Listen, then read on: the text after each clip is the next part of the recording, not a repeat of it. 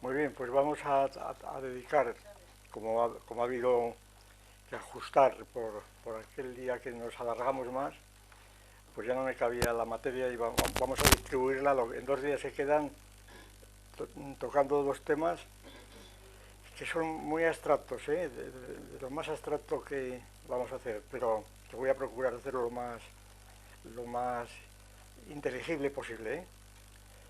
Y son dos asuntos, yo creo que son, vamos, generalmente filosóficos. Lo que vamos a hacer va a ser utilizar las ideas de unidad y de identidad aplicadas a la música. O sea, hoy hablamos de la unidad y el día próximo de la identidad.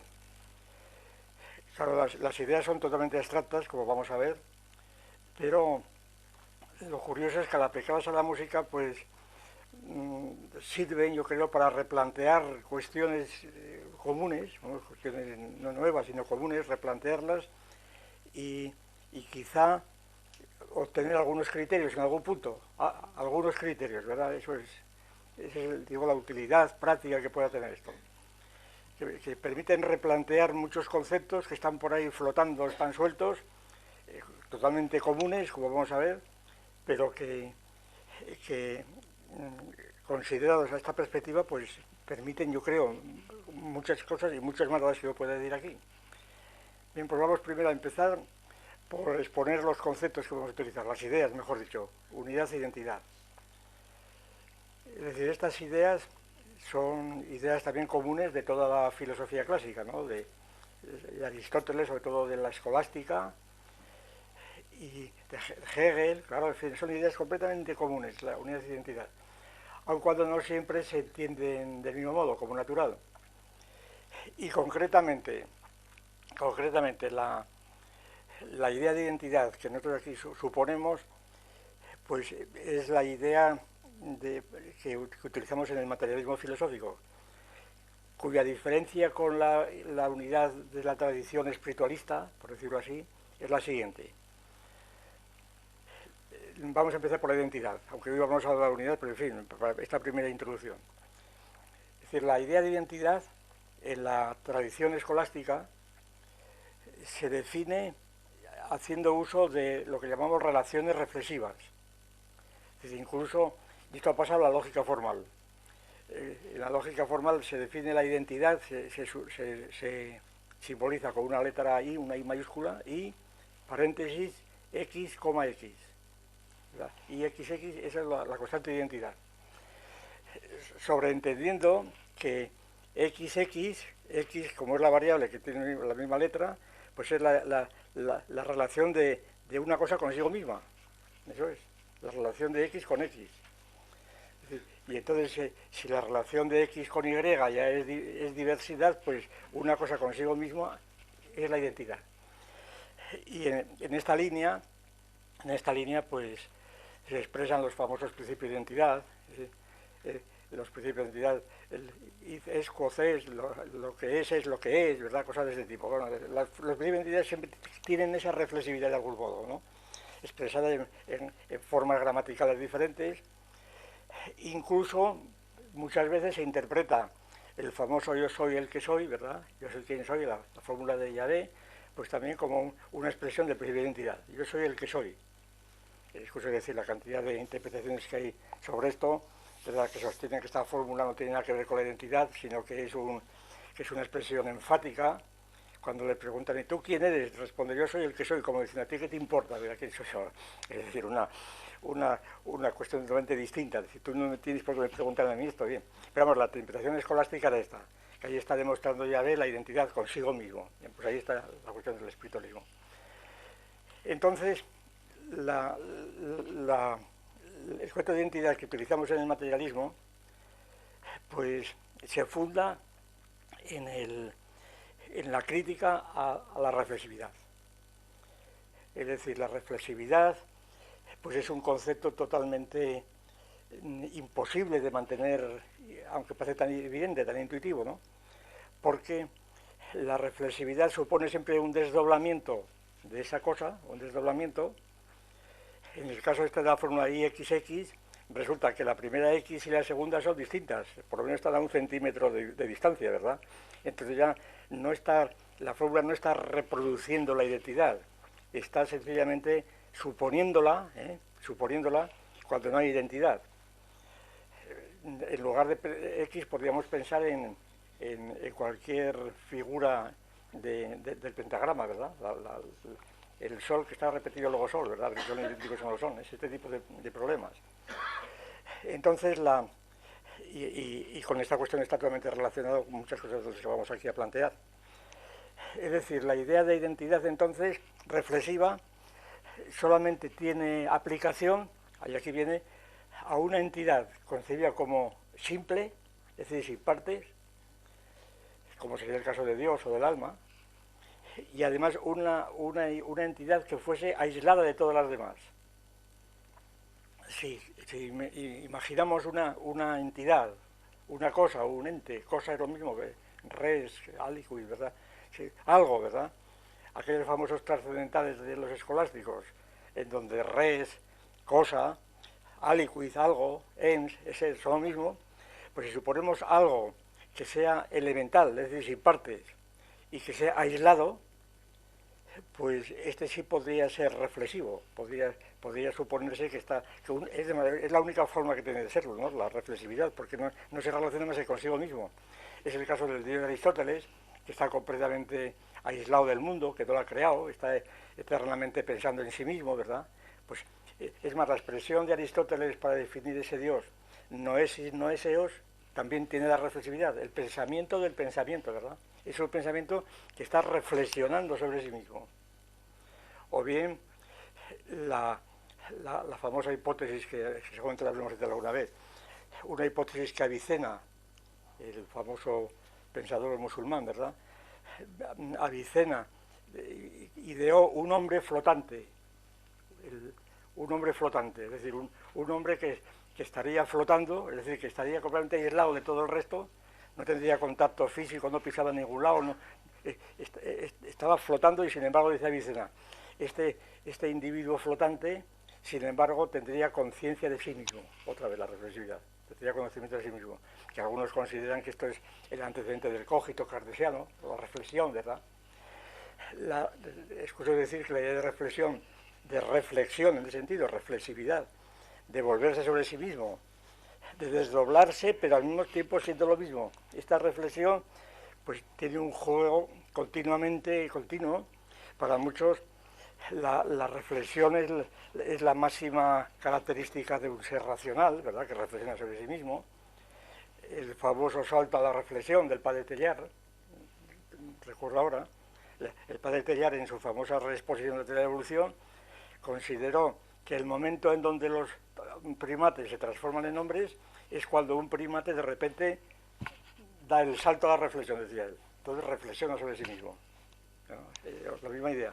Estoy mostrando esto para hacer ver cómo estas son ideas que, aunque son muy abstractas de metafísica, sin embargo están siendo utilizadas, pues eso, en la antropología, en mil cosas, ¿no? Bueno, pues la diferencia entre esta idea de reflexividad y la que nosotros suponemos es la siguiente, que la reflexividad tiene como modelo único un ser simple y aislado de todos los demás, ¿verdad? Pero si negamos que haya seres simples, y eso es la clave del materialismo, no hay realidades simples nunca, no hay entidades simples. Toda entidad es compleja, tiene muchas partes. Y, es decir, es un todo, una totalidad. Y el todo es de algún modo material, siempre corpóreo incluso. Si no hay cosas simples, sino que todo es complejo, que tiene muchas partes, entonces, y segunda parte, y si ningún todo complejo, aunque sea complejo, existe por sí mismo, sino que simplemente coexiste con los demás, es decir, no puede existir, la idea de existencia aislada es también imposible, y esto, la ilustración de este punto es abundantísima, para ir a lo más rápido, pues es que sería un organismo viviente que se le considerarse ya como un ser autónomo, ¿verdad? Sin llegar al hombre, autónomo que tiene autodeterminación, que es semoviente, que se mueve a sí mismo, ¿verdad? Pues entonces este organismo sabemos que no puede existir absolutamente sin el medio del cual toman los alimentos. Es decir, que es totalmente imposible separar a ese ser complejo, que es un organismo, del medio en que vive, pero totalmente imposible separarlo. Es imposible. Es decir, en el momento en que pierde la conexión con el medio, que le suministra los alimentos y todo lo demás, en el metabolismo pues desaparece. Bueno, pues partiendo de esta idea de que la realidad de la existencia de algo es siempre de un algo que es una totalidad compleja y que es siempre coexistente con otras, entonces resulta que la identidad habrá que definirla, en primer lugar, siempre como una relación no reflexiva, sino lo que llamamos alotética, es decir, referida a otra cosa diferente. Y entonces la identidad supone siempre una unidad previa, dada, que a su vez es compleja y a su vez, como tiene partes, un todo con partes, cada una de esas partes tendrá a su vez o podrá tener relación de identidad con otra parte. Esa es más o menos la idea general. Les voy a poner un ejemplo para tenerlo como así como referencia, que es un ejemplo que utilizo yo, he utilizado alguna vez, pues me parece que en un libro que se llama España frente a Europa, hablando de la identidad, de estas mismas cosas, pero aplicada a un tema político, ¿no? El ejemplo que pone allí es el siguiente. Supongamos que hay un bastidor, tenemos un bastidor constituido por dos travesaños metálicos paralelos que tienen soldadas transversalmente, perpendicularmente, otros dos, y forman pues una especie de bastidor, de armadura, de estructura sólidamente unida, ¿no? Esa estructura pues tiene una unidad, tiene la unidad de esa estructura que será tanto más sólida cuanto mejor esté la soldadura, cuanto más solidarios sean los... Bien. Ahora bien, ¿cuál es la identidad de esa estructura, de esa armadura? Pues la identidad viene definida por una relación alotética de esa estructura a otras cosas fuera de ella. Si esa estructura, con determinada disposición, claro, se pone vertical al lado de una pared, entonces la identidad de esa estructura es una escalera. Por aquella escalera subimos. Si se pone horizontal en una puerta, entonces la identidad de esa estructura es una verja. Entonces, la identidad de verja, la identidad de escalera, pues depende, claro, del contexto, enteramente. Y entonces resulta que la identidad de una unidad pues puede ser muy variable, claro, como es el caso. La identidad reinfluye sobre la identidad, claro, según cómo la pongas, la estructura se puede romper, en fin, todas las combinaciones que se quieran. Pues un poco, esto es un ejemplo para dar una idea muy concreta y muy grosera, pero vamos, suficiente para ver por dónde se va, ¿no? Por dónde se empieza. Bien, entonces resulta que las ideas de identidad y de unidad están totalmente vinculadas unas con otras, están estrechamente vinculadas. Y la separación, diríamos, de las partes de una unidad se llama división. Pero esto ya no es escolástico, ¿eh? Esto no es una terminología que hayamos inventado nosotros, la terminología está completamente dada ya. Es decir, la unidad se fragmenta o se separan sus partes por división, lo que llamamos división es esto, ¿no? Y la identidad se separa en sus componentes por distinción. De manera que entonces los conceptos de división y de distinción están vinculados respectivamente a los conceptos de unidad y de identidad. Es decir, naturalmente, y esto está, hay definiciones escolásticas que, vamos, que lo dicen así constantemente, aunque interpretando la identidad de otro modo. Pero estas distinciones son escolásticas, lo cual no quiere decir que muchas veces pues los autores se olviden completamente, como pasa casi siempre, de estas definiciones clásicas y hablen de distinción en lugar de división o viceversa, ¿no? Pero vamos, eso es una cuestión ya que va fuera de la norma de estas definiciones ya tradicionales. Y por eso nosotros nos ajustamos a ellas precisamente para mantener la tradición, sencillamente porque sería además un foco de confusión completa inventársela por las buenas otro concepto de división o de distinción, ¿verdad? Pues esto es, esta es la idea, las ideas centrales. Hay unidades que pueden ser diferenciadas por división y hay identidades que pueden ser diferenciadas por distinción. Bien. Ahora bien, y aquí empieza la complicación, pero voy a ser lo más sencillo posible, pero aquí empieza la complicación. Resulta que las totalidades, las unidades, pues, y correspondientemente a las identidades, pueden ser o distributivas o atributivas, porque son totalidades. Es decir, puede haber una unidad que sea una totalidad atributiva, la que representamos por T mayúscula,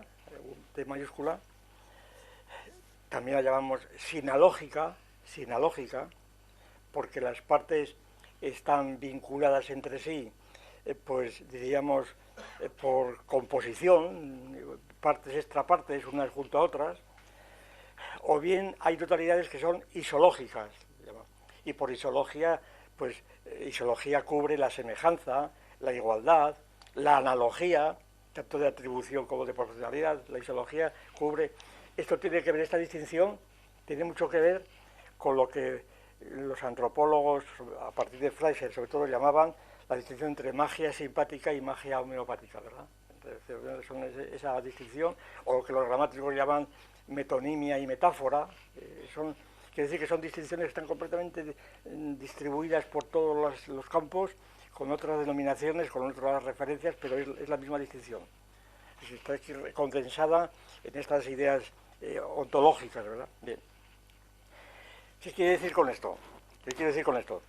Pues que estas unidades pueden ser unidades de carácter atributivo o distributivo. Ejemplo,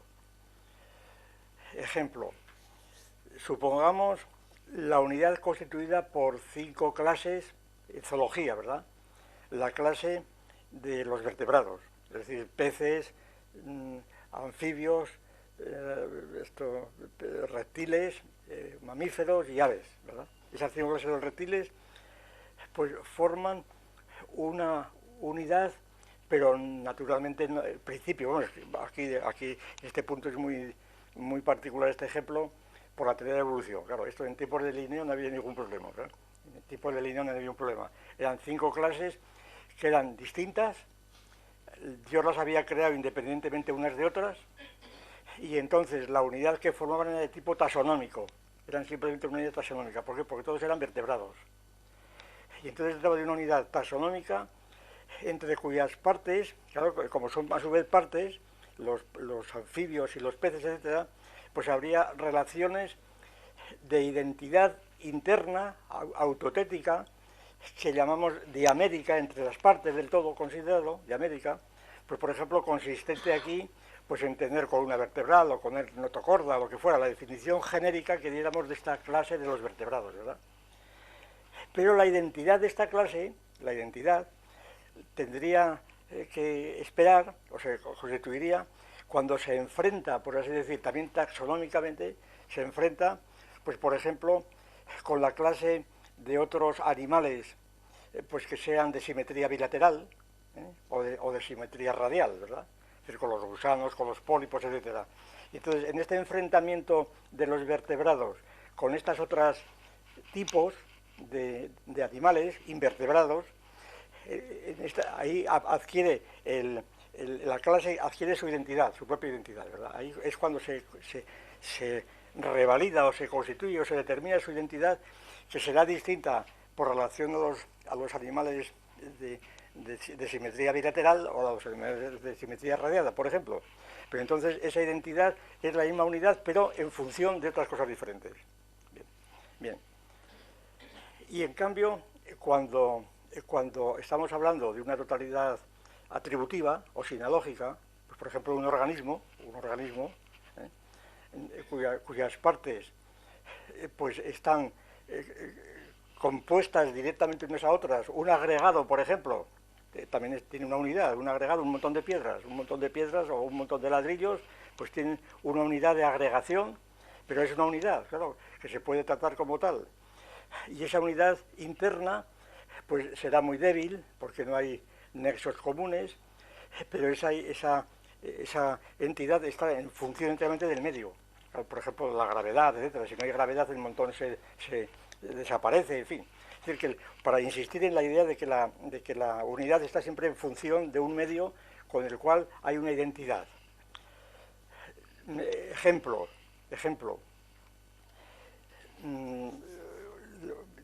Un poco para ilustrar, porque esto es un tema que ya digo, esto es para estar 2 meses hablando de ello, esto es simplemente unos rasgos para aplicarlo enseguida a nuestro propósito. Por ejemplo, la cabeza del fémur del organismo y el acetábulo que lo coge, pues realmente hay un ajuste perfecto entre la cabeza y el acetábulo, ¿verdad? Donde gira la cabeza del fémur. Entonces, este ajuste, claro, es una relación de identidad. ¿Por qué? Porque el acetábulo pues reconstruye como un vaciado la cabeza del fémur. Claro, aquí no hay en principio mayor misterio que el de la anatomía. De hecho, que primeramente el organismo vertebrado lo hemos cortado por las junturas naturales que decía Platón y hemos separado la cabeza del fémur de su acetábulo. Y entonces, claro, cuando lo vamos a reunir, pues vuelve otra vez a encajar, ¿no? Y hay una real identidad de contrafigura, porque, por así decir, la cabeza del fémur está dibujando el acetábulo y viceversa.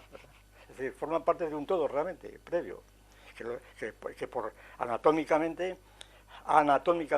por división, de tomos, ¿verdad? Por división, pues se han separado. Otro ejemplo, para ilustrar la identidad. Dibujamos un triángulo rectángulo y los cuadrados correspondientes. Un triángulo rectángulo, un cuadrado sobre la hipotenusa y otros 2 sobre los catetos. Tenemos entonces un agregado de figuras compuestas por un triángulo rectángulo y unos apósitos que hemos ahí dibujado, unas superestructuras que son los cuadrados que hemos construido sobre los lados. Entonces, aquí hay una unidad de agregado, en principio. Es un agregado, simplemente es una composición de agregado, completamente que no dice nada. Ahora bien, si resulta, como he sabido, que ya desde los egipcios faraónicos ya se conocía que midiendo la superficie de los cuadrados de los catetos dan lo mismo que la de la hipotenusa, aquí resulta que hay una igualdad. Hay una igualdad entre el área de la suma de las áreas de los catetos, es decir, los cuadrados de los lados de los catetos, y luego la de la hipotenusa. Y entonces esta identidad, esta igualdad es una identidad de momento factual, fenoménica. Es una identidad fenoménica. ¿Por qué? Porque era conocida por los arquitectos egipcios, o los albañiles, o los griegos, era conocida. ¿Qué ocurrió o qué significa el teorema de Pitágoras? Es decir, el primer gran teorema que fue descubierto en Grecia, que además es uno de los teoremas que es la base de todas las matemáticas y de la física todavía contemporánea, ¿no? Todavía juega un papel decisivo en la teoría de la relatividad, la idea del teorema de Pitágoras. Pues que hay una identidad, pero ya necesaria, una identidad sintética, necesaria, no analítica. Es una identidad en donde la suma de los cuadrados de los catetos es necesariamente idéntica al área del cuadrado de la hipotenusa. Bueno, que esta identidad ya es sintética, y esta identidad es algo exterior a cada uno de las figuras que están ahí representadas. Y sin embargo, esta identidad sintética, en eso hacemos consistir la verdad del teorema de Pitágoras. ¿Qué es la verdad? Pues la verdad del teorema de Pitágoras es la identidad sintética necesaria de esas partes que están en principio agregadas, ¿verdad? Hasta que se ha descubierto que no lo están. Claro, el problema en la música, por lo menos que siempre lo plantea así, aunque es muy difícil luego de llevarlo adelante, es si en la música caben establecer identidades de ese tenor, ¿verdad?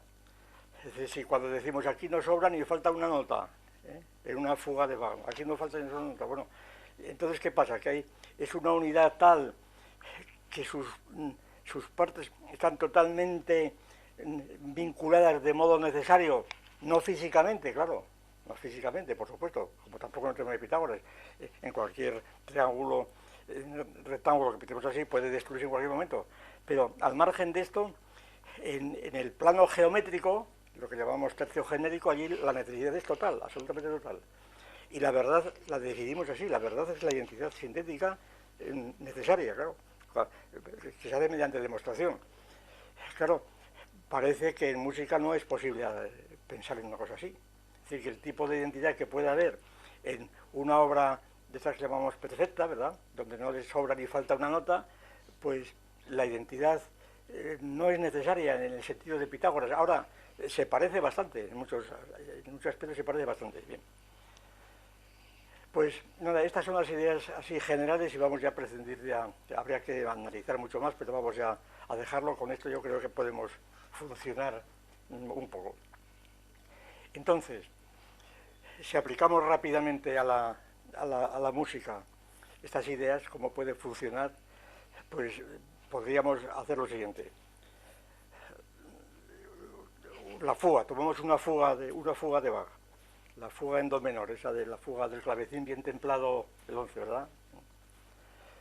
Pues esta fuga, que es un todo, claro, es un todo ya muy característico, un todo joreomático, porque es un todo sucesivo. Es decir, no estamos pensando en la partitura, estamos pensando en la fuga, realmente, cuando está sonando. Entonces, esta fuga es un todo joreomático, es decir, cuyas partes son sucesivas, no son simultáneas. La unidad está en la diacronía, por así decirlo, no en la sincronía, aunque haya sincronías constantemente, claro. Pero sin embargo hablamos de totalidades porque esto pasa también con los organismos, pasa con otras muchas cosas, ¿no? Con la hora, una hora es una unidad, claro, una hora es una unidad.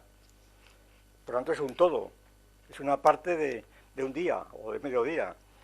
Ahora bien, está compuesta de minutos. Ahora, la hora ¿dónde está? La hora no existe, es un todo especial, que no es como un todo simultáneo, donde aquí está íntegramente y simultáneamente. La hora, todas las partes, cada una va desapareciendo a medida que pasa la otra.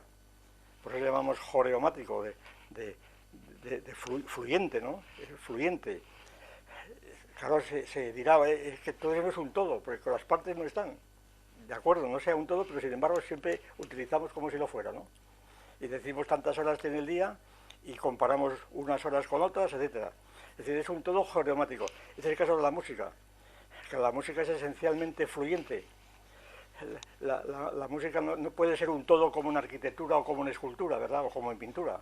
La totalidad de la música es totalmente diferente. Y en eso consiste seguramente su característica más importante y más difícil de analizar, claro. Ya empezando porque la idea de unidad allí no sabemos, tiene otro régimen distinto de la que estamos acostumbrados, la unidad simultánea, plástica, ¿verdad? Entonces, esta fuga, pues bien, por de pronto, como entidad joreométrica, está dividida por de pronto en el tiempo, me parece que son 32 compases, ¿verdad? Vamos, no me hagan mucho caso. Está dividida, o sea, hay una división. Esta división, ¿qué alcance tiene? Hombre, claro, en la partitura se ve muy claro, ¿verdad? Están en las rayas del compás, pero en la realidad, pues también está dividida de algún modo, porque la prueba es que estamos viendo de un compás a otro, pues es muy importante incluso para la construcción de la fuga y la propia estructura de la fuga, cuando empieza la segunda voz, la tercera voz, etcétera. Bien. Pero esta división no es una distinción, es una división es una división del todo sinalógico, del todo sinalógico. Ya digo, aquí la sinalogía es sumamente característica porque las partes que van uniendo al mismo tiempo que se unen desaparecen. Esa es la cuestión, ¿verdad? Las partes desaparecen. Entonces, claro, siempre se puede plantear, bueno, ¿y por qué hablar de partes si nunca hay dos partes que permanezcan firmes? Cada una desaparece. Pues, sin embargo, en nuestro modo de organizar las cosas, lo pensamos así, de hecho. Las cuestiones que tú planteas pues son de otro orden de lo que aquí nos ocupa. Bien. La fuga en cuestión, pues es un todo complejo, es evidente, y complejo musicalmente hablando, un todo complejo.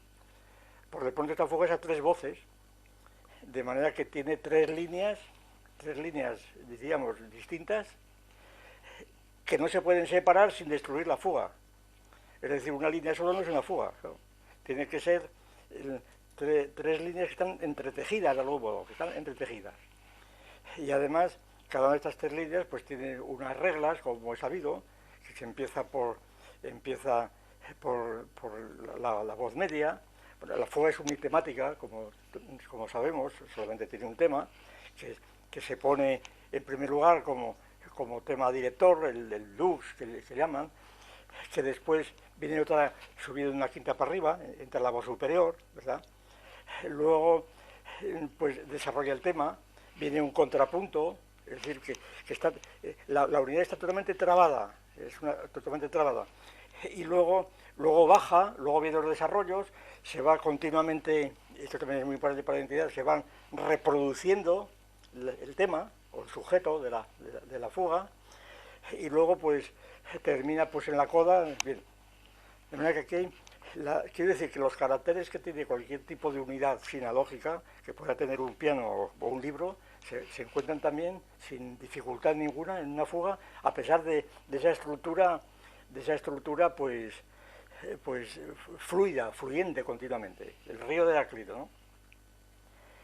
Ahora bien, esta fuga, esto es un punto muy importante ya empezamos con la identidad ahí, los problemas que plantea. Esta fuga, pues, ocupa, vamos a poner, pues, 10 minutos, bueno, menos, ¿verdad? 6 minutos, no me acuerdo cuántos, 6 minutos. Pero los 6 minutos de interpretación de esta fuga, pues, constituyen una interpretación de la fuga. Ahora, esta fuga puede ser reproducida una y otra vez, y es decir, la cantidad de veces que habrán sido reproducidos. Las otras interpretaciones de la fuga, más o menos clónicas, las que nunca lo son, las interpretaciones de la fuga, ¿son la misma fuga o son distintas fugas? Decimos que son la misma. Son singularidades distintas, interpretaciones distintas de la misma fuga. Y entonces, esa unidad, la fuga elemental que tomamos, aunque compleja, esa unidad resulta que empieza a ser multiplicada por otras fugas, y la cuestión es esta. Estas otras fugas constituyen parte de la identidad de esa fuga, claro, son relaciones ya a otra fuga, a otra interpretación diferente, aún dentro de una especie. Y entonces el problema es el siguiente: ¿hasta qué punto esa identidad es esencial a la unidad de la fuga? ¿Verdad? Supongamos, por hipótesis, bueno, hipótesis que no me parece nada extravagante, supongamos que Bach hubiera improvisado una fuga, que no lo hubiera registrado, no lo hubiera escrito. Esa fuga podría ser identificada, no sería tal, no existiría. Es decir, una improvisación que un día hubiera hecho él, que a lo mejor era mejor que esta fuga en do menor, que no estuviera registrada, quiere decir que no estaría repetida otras veces, no estaría repetida, y entonces pues no sería una fuga. Por lo cual parece que para que podamos hablar de esa unidad hace falta que sea repetible, que sea repetible. Y en esta repetibilidad se va formando una clase de unidades, de singularidades, una clase a la que llamamos fuga en do menor, número 11, dándole un título tomado de su representación en papel, ¿verdad? Pero es una cosa indirecta, realmente lo que estamos añadiendo es aquel conjunto de sonidos, aquella articulación de sonidos articulados, vamos a llamarlo así. Una articulación que consiste en este caso, que es lo que constituye su condición de música. Pero unos sonidos que están articulados, ¿qué quiere decir con esto? Pues algo parecido a lo que decimos en el lenguaje. Que el curso sonoro no es simplemente un curso amorfo o un chorro, aunque sean sonidos, no sean ruidos, sino que está articulado precisamente porque tiene partes identificables a su vez, que en este caso son las notas, el do sostenido, lo que fuera, están ahí las notas identificadas como tales, controladas enteramente y por tanto organizadas en la composición, es decir, que hace falta unas unidades que están determinadas y por tanto la articulación supone Esto más, naturalmente, las duraciones de las notas, las alturas y las duraciones, es decir, el ritmo, etcétera. Es decir, la articulación supone un tipo de unidades que están completamente definidas para que pueda haber arte. Por lo menos, esta es una de las características, yo creo, más importantes de la definición de un arte, ¿no? Hace falta controlar las unidades de la composición. Bien. Y entonces, como pasa en geometría, exactamente igual. Tienes que controlar perfectamente dónde se establecen las identidades. Es decir, la paradoja es que el hecho de que estas unidades sean artificiosas, sean puramente, al parecer, productos de una libérrima voluntad de construcción, como el triángulo, ¿verdad? Yo pongo aquí estas rayas y como las puedo poner a otro lado. Luego resulta que de esta arbitrariedad inicial, luego resultan esas teoremas geométricos que son completamente firmes y que son la base de todo nuestro conocimiento. Es decir, y de la ciencia, en realidad. Entonces, que la necesidad no necesita, esto es el fundamento de la teoría del cierre que nosotros sostenemos, la necesidad de identidad no necesita de esencias eternas, como pensaba Euclides, ¿verdad? Sino que la necesidad se organiza precisamente en la interrelación de objetos complejos que en principio pueden ser o parecen artificiosos, completamente agregados, parecen agregados. Bien, esa es la cuestión. Bueno, pues entonces, según esto resultaría que la unidad de la fuga supone ya la identidad de todas las singularidades de esa misma fuga que se repiten con todas las modulaciones y variaciones, porque la clonicidad es imposible, ¿no? Eso sin contar con el intérprete, etcétera, etcétera, con la posibilidad de variaciones de esa fuga, etcétera. Bueno, pero ahora, si seguimos adelante, pues claro, esta fuga en do menor, si la incluimos en el conjunto de fugas del clavecín, bien templado, entonces ese conjunto de fugas es un conjunto de fugas discretas. Es decir, el conjunto de fugas del clavecín no es una fuga, sencillamente. Como el conjunto de poliedros regulares tampoco es un poliedro, ¿verdad? Es otra cosa diferente. Entonces, este conjunto del clavecín, pues, aunque en la edición, claro, pues ves ahí los tomos, ahí puestas todas juntas, pero esa es la versión en papel, en la realidad no. Cada fuga tiene una unidad independiente que pueden tocarse seguidas o en partes o lo que fuera, pero esos están justapuestas, por así decir, están justapuestas.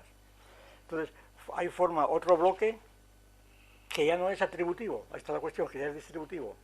Es decir, que así como la fuga era atributiva, el conjunto de las fugas ya no es atributivo, es distributivo. Cada una de las fugas representa eso.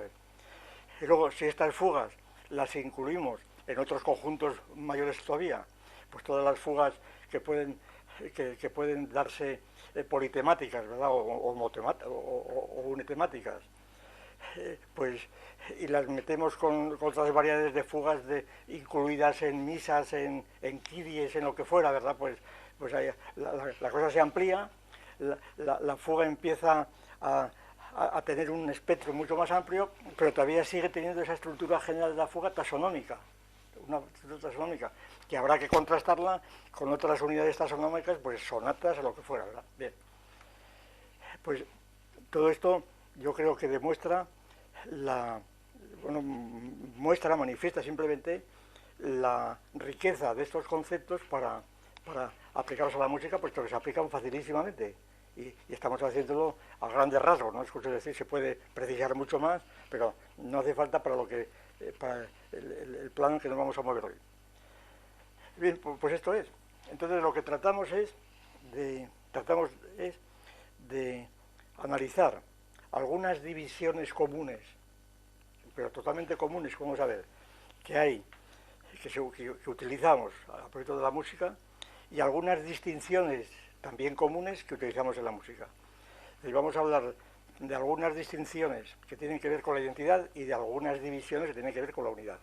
Y hoy vamos a dedicarnos a la unidad. Y las divisiones que vamos a considerar son estas. Bueno, entre otras que se podrían hacer, pero estas me han parecido las más inmediatas, las más obvias. Bueno, son 9 divisiones que vamos a analizar.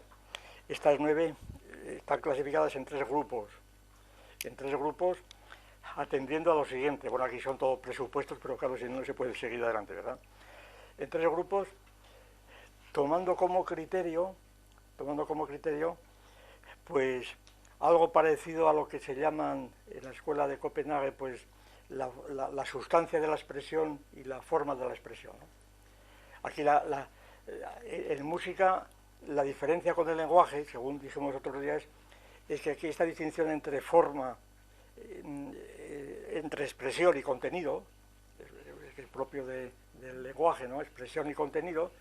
En música ocurriría que el contenido es la propia expresión, que no hay contenido. No es que no lo haya, que es el contenido de la propia expresión. Es decir, la expresión es el propio material sonoro que va fluyendo, ¿verdad? Esa es la expresión. Y el contenido de la música sería la propia expresión, por lo menos es el punto de vista del formalismo, del formalismo del cual yo estoy razonando aquí. Es decir, la música no expresaría sentimientos ni cosas parecidas, sino que por de pronto expresaría su propio material sonoro que va fluyendo, ¿verdad? Organizado de un modo particular. Valga el ejemplo, de modo que la geometría no expresaría ni estructuras cósmicas ni sentimientos de ningún tipo, sino que expresaría las propias figuras que se van creando sobre el papel, ¿verdad? O sobre la arena, o sobre lo que fuera, o sobre la pantalla del ordenador. Pero la geometría se atiene exclusivamente a las figuras y a las partes de esa figura, sin que esas figuras representen a nada distinto de ellas. Entonces, desde este punto de vista, la sustancia de la expresión, como saben, y la forma de expresión, que es una distinción que procede de Humboldt, la sustancia del lenguaje, la sustancia de la expresión es el propio sonido, que Hessel lo concibe como una especie de materia, de sustancia amorfa, eso es, como un continuo, y el propio Saussure también, ¿eh? Es un continuo sonoro que está indiferenciado, que no está dividido, y que únicamente se divide por la forma de la expresión. Y la forma de la expresión pues son las palabras, los morfemas, en fin, lo que sea, las formas de la expresión.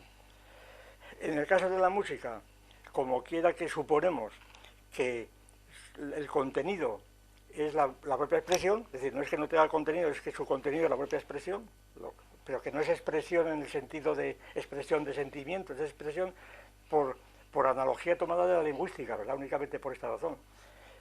Es expresión en el sentido de torrente sonoro que va fluyendo. Eso es, que va fluyendo. Y entonces, la clasificación que hacemos es la siguiente. En primer lugar, en el primer grupo, pues analizaremos divisiones de la música que tienen que ver con la generación del torrente sonoro, de la expresión, con la generación de la expresión. Es decir, cómo se genera ese torrente que es la sustancia de la expresión. ¿Cómo se genera ese torrente? Que es una abstracción completamente, pero es lo que es. En el segundo grupo, pues tomaré en cuenta divisiones que tienen que ver con la forma de esa expresión, con algunas formas, claro, formas que tienen mucho que ver pues con los estilos, las formas estéticas, etc. Y en tercer lugar, pues nos fijaremos en divisiones que tienen que ver con el estado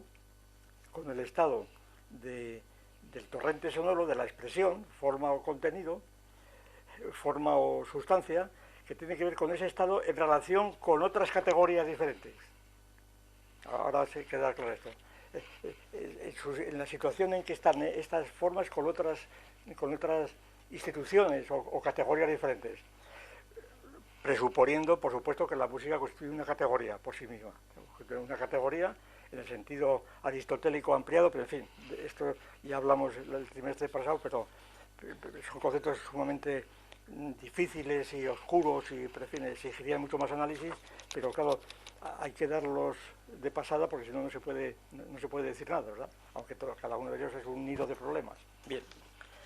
Bueno, pues según estos 3 grupos, las divisiones que vamos a considerar son las siguientes. En el primer grupo, es decir, divisiones que tienen que ver con la generación de la sustancia de la expresión.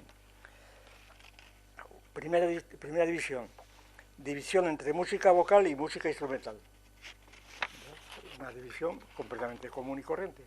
Música instrumental y música vocal.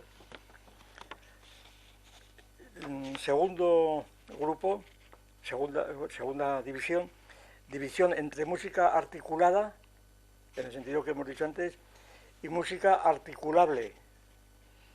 Esto ya lo explicaré después. Articulable quiere decir una música que, aunque no esté articulada en perspectiva A, en perspectiva del autor, de la gente, sí lo está en la perspectiva del receptor, de R, perspectiva R, ¿verdad? El receptor la articula de algún modo. O sea, y si no la articula, pues se acabó la articulación, ¿verdad? Y por último, dentro de este grupo, la división entre música directa y música grabada, que yo creo que tiene importancia, aunque es una distinción muy común, pero no se le da importancia, ¿verdad? La música directa es decir, escuchar un concierto directamente en el auditorio a escucharlo en un disco. Es una distinción que naturalmente es muy reciente en la historia de la música, porque hasta Edison no había grabaciones, por consiguiente, pero es una situación totalmente nueva, a mi juicio, de la música, que tiene que ser tratada, o puede ser tratada desde esas distinciones, si no, no hay quien la trate. Simplemente no se sabe lo que significa, simplemente se constata como un hecho, pues mira, esta música es enlatada o grabada, ¿verdad? Y esta música es en directo. Esa distinción que tiene que ver, ¿tiene algún misterio o no misterio? Es una cuestión, un poco para subrayar por dónde va el asunto, una distinción que tiene mucho que ver con la que nosotros hemos hecho en televisión, entre televisión formal y televisión material. Vamos, pero no tengo tiempo de explicar esto porque esto dura media hora explicarlo. Vamos, tiene que ver con esto, ¿no? En un libro titulado Televisión, Apariencia y Verdad, allí expongo yo esta distinción, que luego ha tenido pues bastante predicamento, ¿no? Y que por ejemplo se aplica pues al milagro de Santa Clara, no sé si hablamos de esto alguna vez. El milagro de Santa Clara, la compañera de San Francisco de Asís, a quien Pío XII la declaró patrona de la televisión, además con un gran golpe de vista, porque fue el año 57, me parece, en un breve, la declaró patrona de la televisión, y en razón de que Santa Clara, por lo visto, el día de Navidad estaba enferma, fueran todo el convento se fue a oír misa, los oficios, a 2 kilómetros, ella se quedó en la cama, desconsolada porque había sido abandonada por todos los demás, pero entonces vio en la pared frontera de su cama, vio los oficios que estaban celebrándose en la iglesia a 2 kilómetros, ¿verdad? Y entonces, claro, la situación es de televisión, al parecer, porque estaba viendo unos oficios que estaban lejos de ella. Y como la televisión, esta es una cuestión muy importante, como la idea de televisión que tenemos normalmente la gente de televisión, siguiendo la etimología, es televisión, ver a lo lejos, pues claro, sería un caso de televisión, porque Santa Clara estaba viendo una cosa que estaba a 2 kilómetros de distancia, estaba por televisión. Pero resulta, y así lo interpreta el breve del Papa, y así lo interpreta generalmente.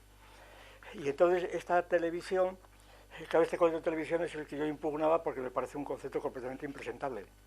Es decir, el que inventó el aparato, la televisión, pues no sabía lo que había inventado. Le llamó televisión, ver a lo lejos, pero ver a lo lejos no hace falta ir al aparato, basta con un catalejo, que es lo mismo, ¿verdad? Ver a lo lejos, ¿verdad? O telescopio, también es televisión, o ni siquiera hace falta esto. Basta mirar a la luna con gafas o sin ellas, pero ver la luna a lo lejos, a 300.000 kilómetros. Entonces, ver a lo lejos es una pura redundancia, porque ver es siempre ver a lo lejos. La visión es apotética. Es decir, si no sería el tacto, ¿verdad? Es decir, ver a lo lejos, decir que televisión es ver a lo lejos es una redundancia. Es como Tintaín o Calle de la Rúa, cosas de ese tipo, ¿verdad? Entonces quiere decir que la televisión es otra cosa. Y ahí viene. Nosotros reconstruimos el concepto por medio de clarividencia, que es ver a través de los cuerpos opacos. Ver a través de los cuerpos opacos. Y entonces la visión a través de los cuerpos opacos es la que se da aquí en Santa Clara, ¿no? Suponiendo que efectivamente fuera a través de los cuerpos opacos, cosa que no aparece la palabra clarividencia en el breve de Pío XII. Pero es más, no solamente no aparece, sino que se dice que fue por un milagro, que luego interpretan cada uno a su modo. Un milagro que pudo consistir en que el espíritu o el alma de Santa Clara lo hubiera llevado a la iglesia, o que se hubiera reproducido las escenas de la iglesia en esto, en fin, cualquier milagro de esta índole. Pero todo esto eliminaba la idea de televisión, que era la clarividencia. Aunque también tengo que decir que, y me ha extrañado, pero como ha sido posterior al libro que yo les citaba, Aparece Verdad, como he visto exponer algunas veces el milagro de Santa Clara en términos de clarividencia, me da la impresión que han consultado el libro, ¿verdad? Aunque luego no lo citan, porque la idea de clarividencia ni se les ocurrió. Pero a través de los cuerpos opacos no, era ver a lo lejos. Bien. Bueno, pues entonces la televisión formal significa esto, es televisión donde estás viendo en directo, ¿verdad? En directo estás viendo objetos a través de cuerpos opacos, a lo lejos. Y entonces, y la televisión materiales le llamamos televisión, pero no es televisión. Es simplemente cuando enchufamos el vídeo y entonces a través de una transmisión catódica estamos viendo una película, estamos viendo cine, que es otra cosa diferente por completo. Pues no estamos viendo a través de cuerpos opacos, estamos viendo cine, es decir, lo que está allí grabado, precisamente. Está grabado en una cinta o en un disco y estamos reproduciendo aquello. Pero en cambio la televisión formal es una televisión dramática, por así decir, estás viendo lo que ocurre en este mismo momento, dada que la velocidad de luz permite que la distancia que hay entre el objeto que estás viendo y tu representación en la retina óptica o en la retina cortical sea instantánea prácticamente, o por lo menos tarda más que el tiempo que tarda a velocidad química ir las imágenes de la retina óptica a la retina cortical. Y entonces es decir, cuando hay retrasos en el vídeo, en el audio, en partidos de fútbol, lo que fuera, es debido a otras causas de reconstrucción digital y cosas de ese tipo, ¿no? Pero la idea de la televisión formal supone la inmediatez en el objeto mismo. Y ya para terminar ya con este circuito de fenómenos pues religiosos o milagrosos, pues resulta que una misa católica, vista directamente por televisión formal, tiene valor, porque estás viendo aquello mismo, cosa que si la ves en cine no tiene valor. Por ejemplo, un partido de fútbol o una transmisión de la lotería interesa que sea formal porque está ocurriendo allí mismo la cosa, para efectos de apuestas, de lo que fuera, ¿no? Está ocurriendo allí mismo, no es cine. Cuando tú ves aquello en cine ya ha perdido el dramatismo. ¿Qué quiere decir dramatismo? Pues te lo estás viendo en directo. Pues todo esto está más o menos detrás de esta distinción entre división música directa y música grabada. Luego diremos unas palabras sobre este asunto. Bien. El segundo grupo de divisiones pues son otras tres. Cuatro divisiones, que también son comunísimas. División música oriental, música occidental. Bueno, esto es común, tomando aquí música oriental, es como un símbolo de música no occidental, ¿verdad? Música, pero vamos, como se suele decir, esto es música oriental. Ahora ya se afina más con las músicas étnicas, pero esto es una distinción que todavía sigue vigente, ¿no? La 5, división, música antigua, música medieval, música renacimiento, barroco, clásica, renacimiento, etc. Estas divisiones de la historia de la música occidental. Y la 5, pues división entre música tonal y música atonal, que viene a ser la continuación de esta serie anterior, ¿no? La música atonal como un episodio más de la historia de la música occidental, ¿verdad? En donde se han transgredido todas las normas de la música clásica, de la música tonal, por ejemplo de Rameau, y se ha hecho otra música que según algunos sería absolutamente nueva y revolucionaria, ¿verdad? Precisamente aquí, es decir, donde se rompería la identidad de la música, se rompería la identidad. Es decir, la música tonal significaría una ruptura de la identidad y entonces, pues ¿qué pasaría ahí?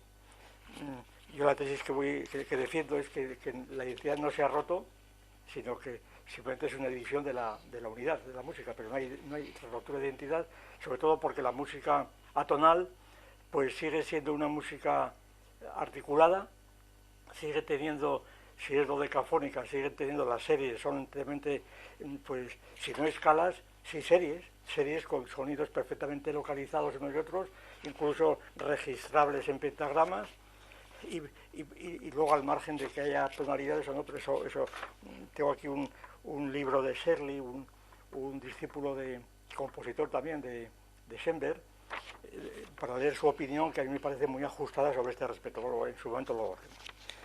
Bueno, y por último, la división, el tercer grupo de divisiones, pues sería la siguiente: la séptima división entre música exenta y música involucrada en la danza.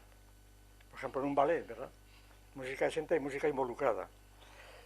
Octavo, música exenta, también, frente a, claro, van cambiando las referencias. Y música involucrada en el teatro, la ópera principalmente. Y en noveno lugar y último, música exenta, en este caso profana, y música involucrada en el templo, es decir, sacra. La distinción entre música profana y música sacra, que claro, como veremos, estas distinciones que son más fértiles para el análisis que podríamos hacer. Bueno, con la distinción esta podríamos estar pues 2 o 3 días, porque es de tal riqueza esta distinción para analizarla en estos términos, ¿verdad? Y la distinción entre música sacra y profana que se utiliza, ya ven que aquí le he dado la vuelta porque directamente a mi juicio no tiene ningún sentido. Es una distinción completamente sin sentido ninguno, musical, ¿eh? Y tiene un sentido empírico, evidente, ¿no? Pero cuando se le intenta analizar desde el punto de vista filosófico, la distinción tiene que ser respuesta de otro modo, y por eso yo le he dado la forma de música exenta, profana, ¿verdad?, frente a música involucrada en el templo, sagrada. Bien. Bueno, pues vamos a empezar rápidamente por la primera distinción. Bueno, esto va a ser no sé, no, es imposible, ya me doy cuenta que no se puede exponer esto. Casi vamos, imposible, vamos a ver, casi voy a empezar y saltamos de, vamos a ver. Vamos a empezar por la primera distinción, perdón.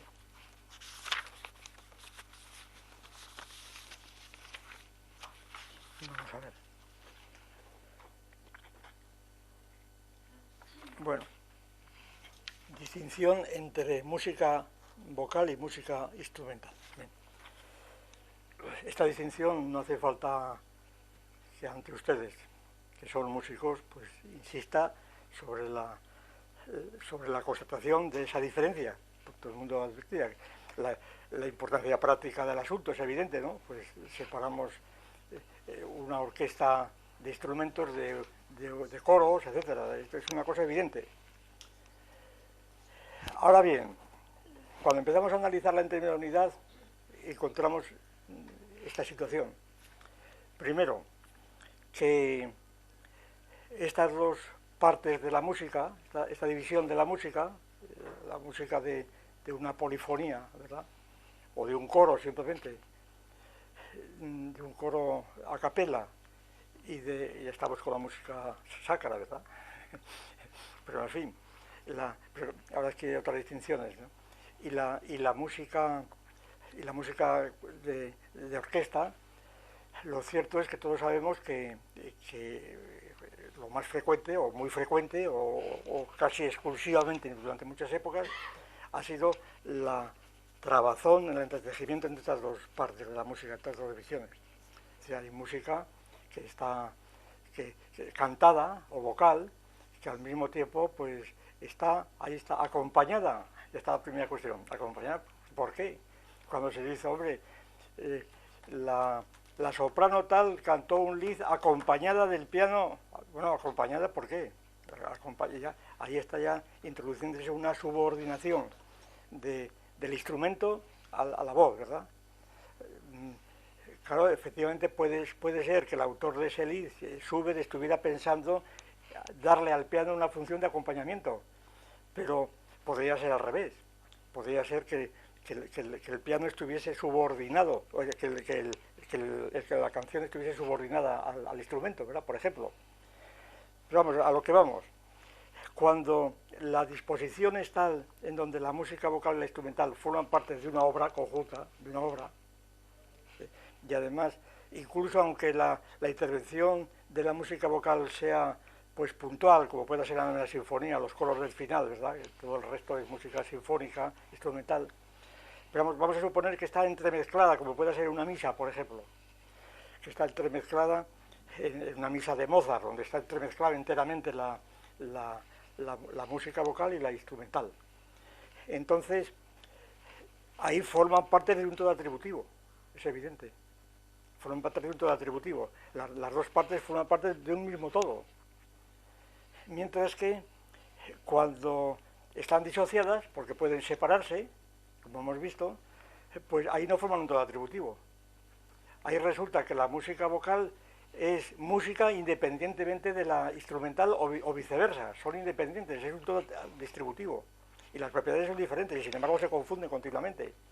Y se confunden sobre todo en la famosa polémica que duró siglos, sobre todo en el siglo XVIII y XIX, que ya hemos visto muchas veces, en donde se considera muchas veces pues que la música vocal es la música primera, la música genuinamente, tiene una prioridad, ¿verdad?, en cuanto a su categoría musical.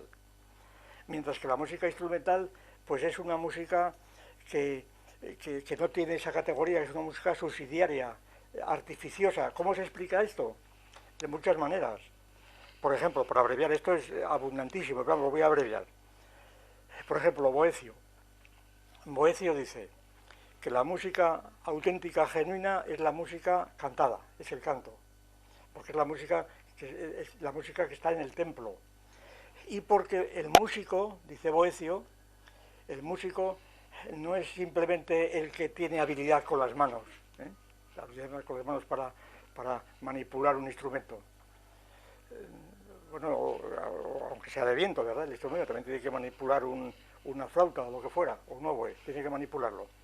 No es músico esto, el músico es el que racionalmente asimila toda la estructura de la música cantada. Claro, ¿en qué se funda esta teoría tan extendida, según la cual la música auténtica, el primer analogado es la música vocal, y la música instrumental es una música subsidiaria, puramente complementaria? Recuerdo aquello que dice, pero hay multitud de ejemplos más, pero ahora me acuerdo de la opinión de Goethe en el Wilhelmeister, cuando dice esto, dice, y la música vocal, el melodrama, el drama, ¿verdad?, el drama musical, pues es un drama que debe funcionar por sí mismo, y que porque cuando hay solamente música, entonces la instrumental, entonces las músicas instrumentales son como pájaros que van por ahí revoloteando, que no encuentran ninguna unidad y solamente la encuentran cuando están todos atraídos por el texto, por la poesía, ¿verdad?, y entonces suben hasta el cielo. Más o menos esta es la idea que dice Goethe, ¿verdad? La música instrumental es subordinada a la música, a la poesía. Otros ejemplos que ya hemos citado el semestre anterior. Por ejemplo, el de Arteaga, que es jesuita, ¿no? Arteaga dice, bueno, es que la música instrumental es una vergüenza, ¿verdad?, porque no hace más que molestar en la ópera. Debe estar casi subordinada, utilizando aquella fórmula de Diderot, casi como el color al dibujo, ¿verdad?, simplemente para colorearlo, para reforzar lo que dice el texto, lo que dice el drama. Dice, porque resulta que si no, el estruendo que producen los instrumentos pues te impide escuchar lo que dicen los cantantes, y eso es lo que interesa realmente. El arte está en el drama, ¿no? La música es simplemente un acompañamiento. Ahí está. Ahora, todo esto que tiene una tradición larguísima, como vemos, todo esto viene de Boecio. Ahora, ¿cuál es la razón en que Boecio se inspira? Pues seguramente hay dos tipos de razones que se podrían dar, una de tipo sociológico y otra de índole, que es una explicación sociológica, que es la que daría Farrington, por ejemplo, en un libro muy famoso que tiene Mano y Cerebro en la Grecia antigua, y otra la que daría la que daríamos nosotros, pues por razones que voy a decir, que sería una razón de tipo teológico-filosófico. La razón sociológica sería la siguiente, que no sería la de San Isidoro, sería una razón de carácter ético desde fuera de San Isidoro, pero tal como lo analizaría, pues esto, Farrington, un marxista tipo Farrington. La base sería en el desprecio al trabajo manual que habrían tenido toda la sociedad antigua, incluso la moderna, por el desprecio al trabajo manual como actividad inferior dedicada o subordinada o encomendada a los esclavos y a los siervos, etc., ¿no? y a las actividades serviles. Entonces, todo lo que tenga que ver con la mano, pues con la actividad manual es propio de siervos, de esclavos. Entonces, el hombre libre, el señor, naturalmente no se mancha las manos. Esto Farrington lo estudió en medicina con cosas interesantísimas, como el médico clásico, pues tiene mucho cuidado en no tocar al enfermo, simplemente dice dónde hay que tocarle, ¿verdad? Donde tiene que tocarle el ayudante, el cirujano, el barbero, el practicante, pero él no tiene que...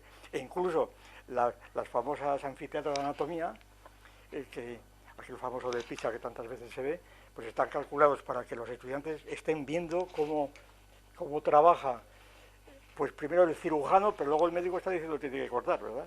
El cirujano es una especie de carnicero, es actividad inferior, servil. El médico no. Es lo mismo que pasa en la arquitectura. El arquitecto, ¿verdad?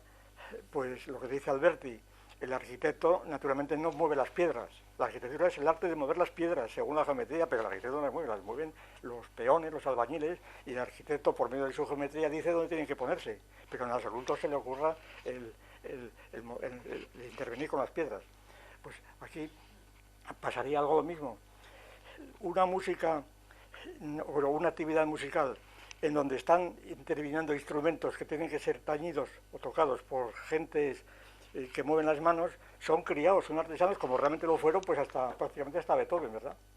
Realmente son criados de los grandes señores, son siervos, y entonces que tienen que entrar por la puerta de servicio, el caso de Haydn, tantas veces recordado, ¿no? Y entonces su actividad es inferior, y por mucha habilidad que tengan, pues es una habilidad propia de siervos, no es propia de señores. Por esto, en cambio, la música vocal, pues ya no dependería de actividades manuales, sino que sería una actividad ligada al lenguaje, precisamente, sería ligada al hablar. Y esto daría pie para interpretar la tesis de Boecio de otro modo, a saber, que la música está vinculada al lenguaje y el lenguaje a la oración. El lenguaje es la oración, y entonces cuando estamos rezando, estamos dirigiéndonos a Dios, naturalmente, si estamos dirigiéndonos a un Señor Dios, no vamos a ponernos un pito en la boca para hablarle, ¿verdad? O una flauta o lo que fuera, o menos tocar el violín, eso sería una cosa totalmente extravagante. Estamos simplemente cantando, y esta es la música pues seria, la música pura. Además es un instrumento completamente pues ortopédico, ¿verdad? De utilizar instrumentos, aparatos es una ortopedia, lo normal es cantar. Ahora, ¿qué ocurre con esto? Pues claro que la música entonces instrumental, sin embargo, pues empieza a cobrar auge. Como sabemos, bueno, esta discusión, como saben, pues cruzó toda la discusión de la época de Gluck, la época de Mozart, en fin, todas estas discusiones sobre el papel del músico en la ópera, en el melodrama, que en el fondo era el papel de la música instrumental frente a la música vocal, ligada a la poesía, o al teatro, a la literatura, digámoslo así. Muchas veces hemos citado una carta famosa de Mozart a su padre donde dice: la música debe ser obediente a la poesía. Perdón, al revés, la poesía debe ser obediente a la música, es decir, el músico no tiene por qué subordinarse a lo que diga el texto, sino que es el texto que tiene que subordinarse a la música.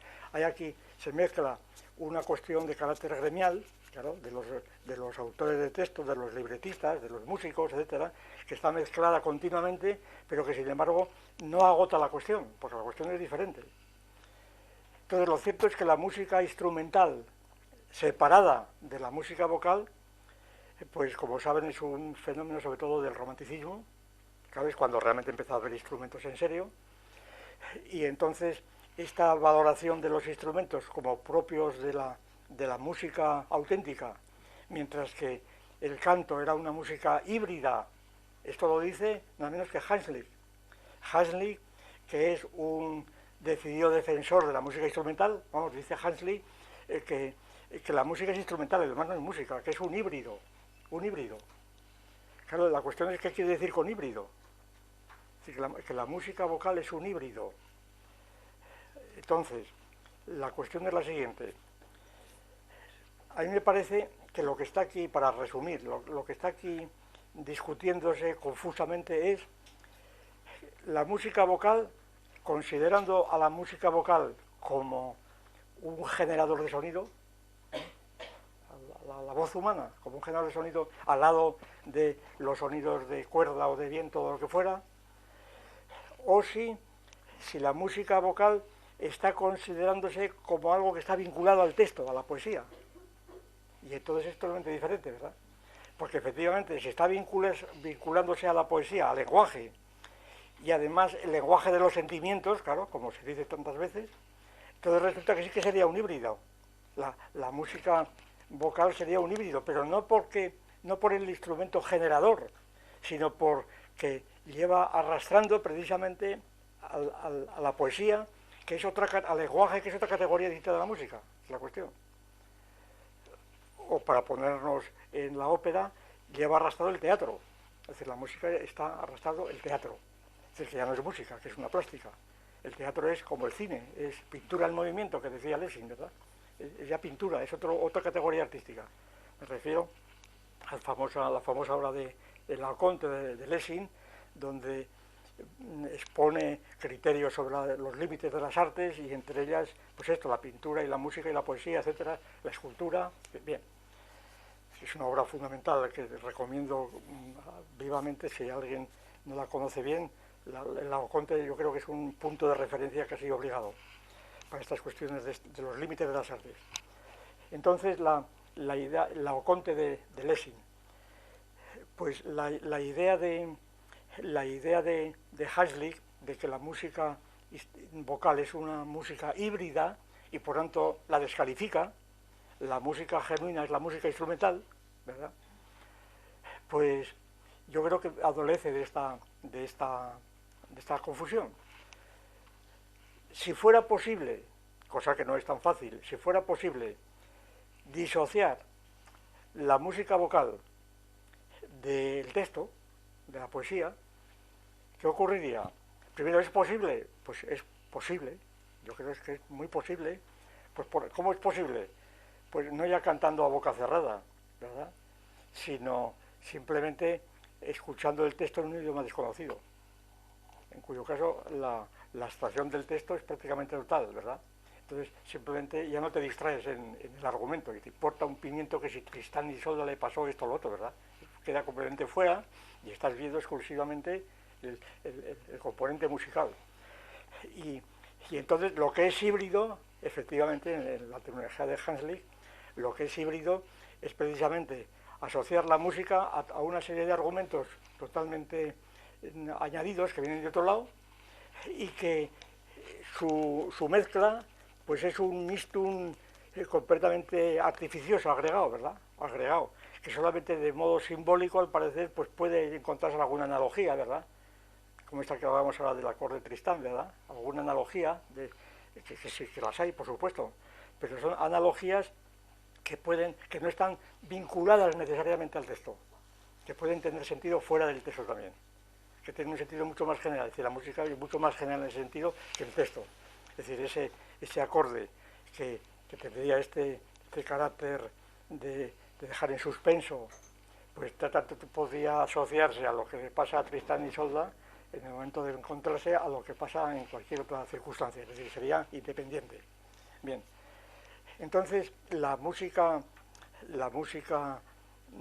instrumental, pues si eliminamos el texto de algún modo, claro, la eliminación casi no es posible nunca, porque aun cuando escuchemos otro idioma, el texto, pues que no entendemos, Entonces resulta que lo que sí escuchamos son todos los componentes expresivos, en el sentido de vida que tiene la música. Es decir, escuchamos la respiración, los jadeos, ¿verdad? El ritmo propio del cantante, que está totalmente pues imponiéndose, infiltrándose completamente en la música. Pero este ritmo mismo ya es un componente musical, porque corresponde enteramente con la duración. Y por consiguiente tampoco es un componente extramusical como pueda ser el texto. Es decir, a mi juicio, el texto es un componente de una categoría totalmente distinta de la música, totalmente extramusical. Pero en cambio, todo movimiento, el ritmo, la danza, por ejemplo, ya no es totalmente extramusical porque convienen en algo común que es el ritmo del tiempo, de la duración, claro, no solamente del sonido. Ahora, el texto es totalmente ajeno a la música. Total, ¿qué se deduciría de aquí?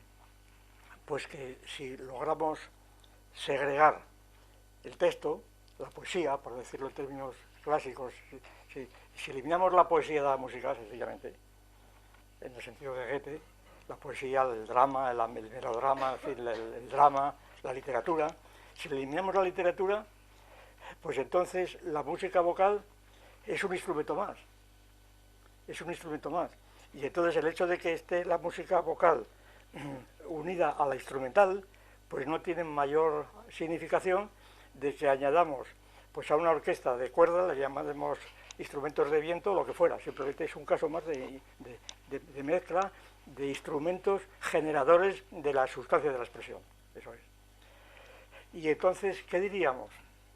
¿Afecta la división esta? Que sería un poco el final. Esta división de música vocal y música instrumental, ¿afecta a la identidad de la música o afecta a la unidad?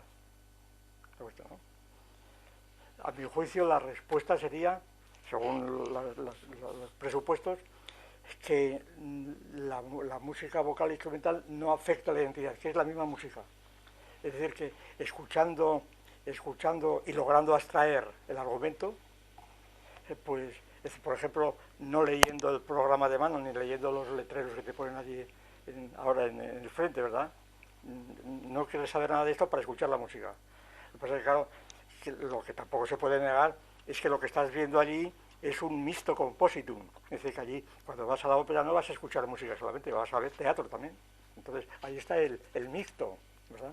Pero está un mixto que de musical tiene únicamente un aspecto abstracto, en la otra parte no tiene nada que ver.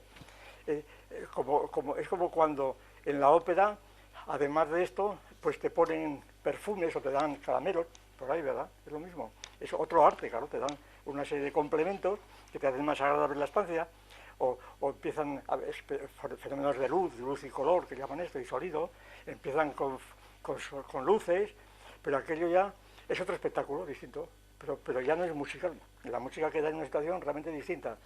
Y entonces, pero sin embargo, en cuanto a la música, la unidad se separa, es otra cosa distinta, pero la identidad se mantiene porque en la propia música vocal, pues puede siempre, y además esto fue la realidad, toda aquella famosa cuestión que hemos hablado en otra ocasión, de la camerata de Bardi, la camerata florentina, ¿no?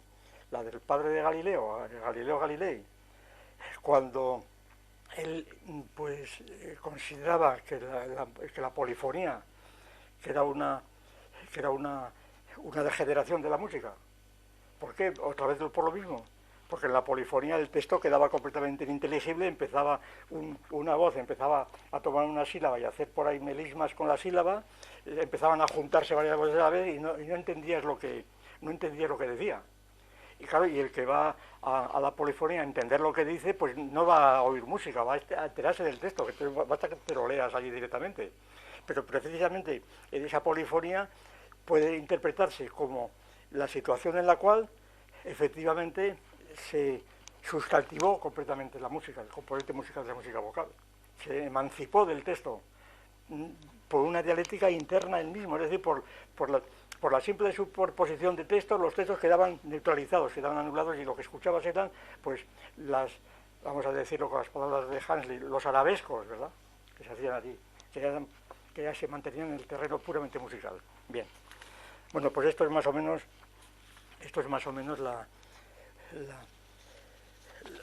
vamos a decir esto y lo dejamos para la segunda parte. El segundo grupo era música articulada, música articulable. Esto va para lo siguiente. Esto va sobre todo la distinción entre lo que muchos consideran la verdadera revolución en la música del presente, que no habría consistido en la revolución del atonalismo o del dodecafonismo, que sería una revolución en un vaso de agua, vamos a decirlo así, ¿no? La revolución del dodecafonismo sería revolución en un vaso de agua. La verdadera revolución, y esto no es opinión mía, se dice muchas veces por ahí, habría consistido en la introducción de la música tecno, de la música electrónica, de la música concreta. El otro día murió Stockhausen y nos recordaban pues aquel cuarteto en helicópteros, ¿verdad? Donde están 4 helicópteros volando y en cada uno de ellos tocando unos violines, y claro, lo que oías desde abajo y luego lo retransmitías, pues era una mezcla de los ruidos del helicóptero y todas estas cosas, ¿verdad? Y otras cosas que han hecho luego de la música concreta y demás. Claro, esta sería la verdadera revolución. ¿Por qué? Porque ahora se habría roto por completo las unidades elementales de que hablamos de la música. Es decir, hay nuevos sonidos, ya no es la escala ni cromática, ni diatónica, ni dodecafórica, son sonidos completamente nuevos, distintos, porque muchos de estos sonidos son sonidos identificados pues con una moto, con un helicóptero, ¿verdad? Con el ruido del mercado, con lo que fuera. Es decir, son sonidos que ya no son controlables. Y entonces lo que aparece ahí pues es un torrente sonoro que ya no tiene estructura musical, sencillamente, ya no tiene estructura de un campo musical, pero no de toda la música, porque precisamente una de las claves de la música instrumental de esta perspectiva es que permite, precisamente a través del instrumento, sobre todo los de teclado, permite diferenciar perfectamente unos elementos de otros, cosa que en los elementos de cuerda es más difícil, ¿verdad? Más difícil porque la cuerda es continua en principio y puedes intercalar ahí un conjunto de grados intermedios que son mucho más incontrolados, y por eso solamente a fuerza de práctica pues vas diferenciando dónde pones el dedo, dónde pisas en el mástil o bien. Mientras que en el teclado está la cosa más definida, por así decir, la música de teclado sería más controlable, más racional, se dice por algún lado, sería más racional, está perfectamente identificado el tablero donde las coordenadas, ¿verdad? Mientras lo otro es una nube difusa que tienes que ir más o menos tomando referencias, y gracias al pentagrama las tomas. Gracias a que tienes ahí un pentagrama que estás más o menos sin necesidad de estar imitando a otro, estás interpretando directamente bien lo que quieres. Entonces, a lo que voy es que esta sería la verdadera revolución de la música, que es un poco a la que se refería Boulez, en aquella famosa frase de Boulez, cuando dice que también el otro día cumplió 82 años, también el otro día aparecieron un montón de reportajes en revistas que veían ustedes, tenía 82 años me parece, cuando decía Boulez aquello de hace muchos años de Schoenberg ha muerto, ¿verdad? La revolución de Schoenberg ya quedó completamente atrasada precisamente por esta irrupción que ya viene, claro, viene ya de la Segunda Guerra Mundial, del final de la posguerra, pero que ha ido increciendo y sobre todo alcanzó pues lo más conocido en Stockhausen. Aunque yo recuerdo una anécdota muy curiosa, me acuerdo otro día hablando de Stockhausen, de la fama que tiene y que adquirió.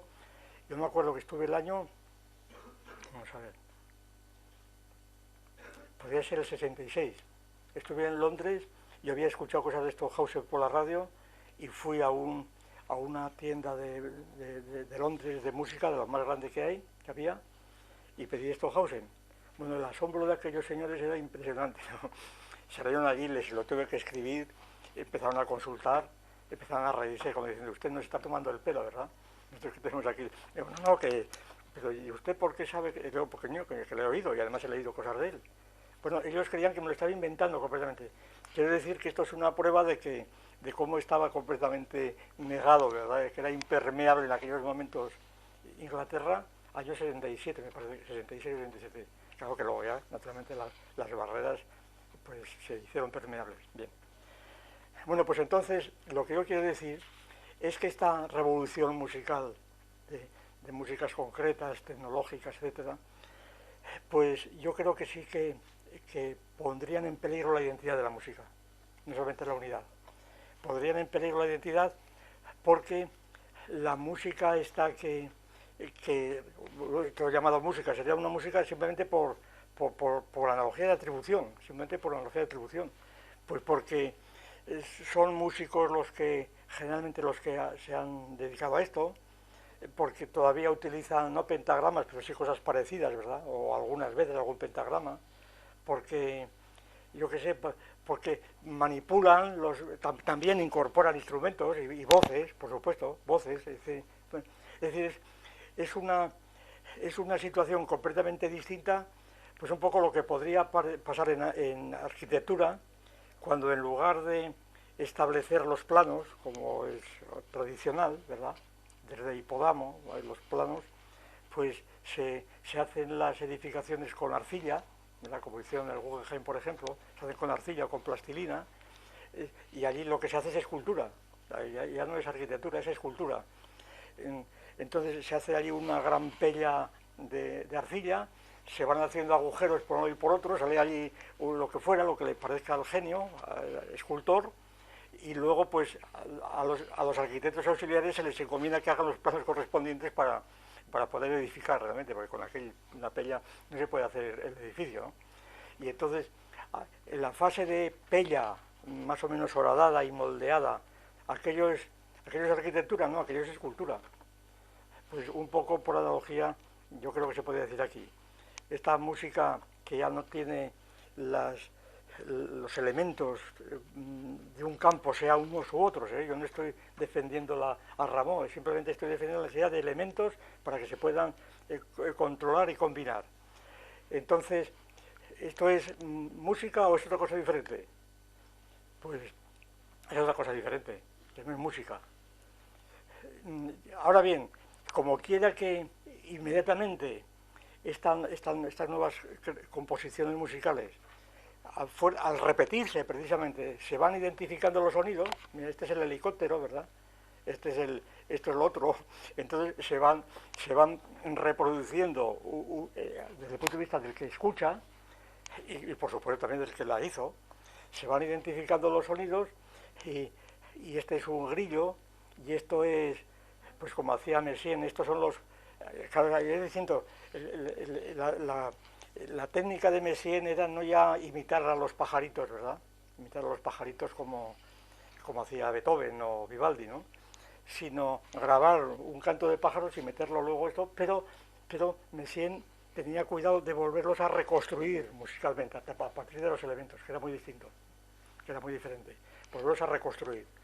Y entonces había una reconstrucción musical sobre música imitativa, sobre una grabación de un tordo o lo que fuera, ¿no? que es distinto.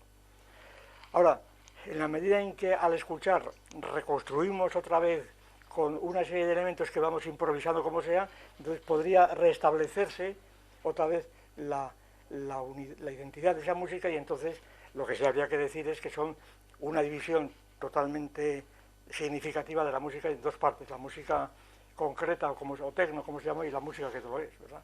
Incluyendo aquí a la dodecafónica y a la música tradicional, ¿no? Y entonces la cuestión de la identidad y la unidad pues plantea estas distinciones que si no, no... Bien. Bueno, pues si les parece lo dejamos un poco y lo que vamos a hacer es nada, comentar dos distinciones por un tiempo de más. Comentamos dos distinciones y ya está.